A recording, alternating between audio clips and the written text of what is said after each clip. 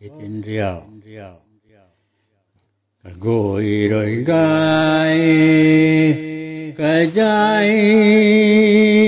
gai thì là guồng thôm băm khoan này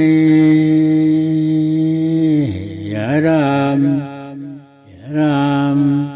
tiếng gia thu lệ sĩ tuông mô cha lao căn ri nhau gài tuông đàn cha lao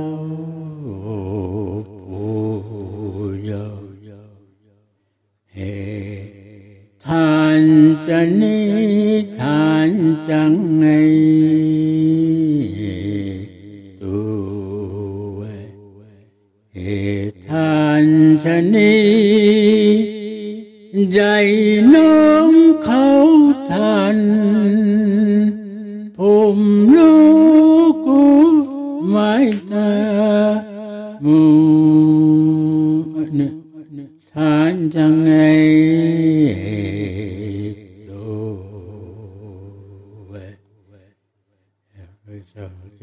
ô của mây ta ta tay chào của mây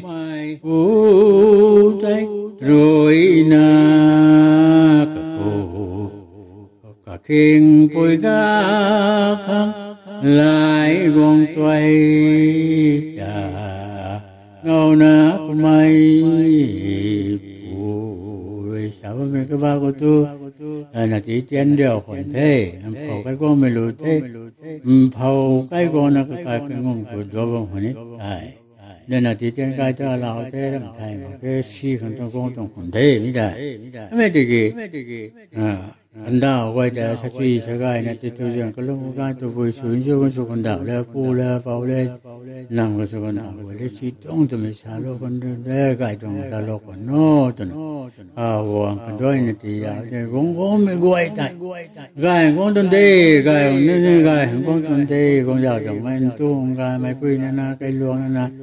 thế này xí thằng vuông mịt lắm tại mày đều sửa cho con thành là mấy giác suốt gì đấy gai cũng thế gai cũng thế samta cái này ai phao cùi cỏ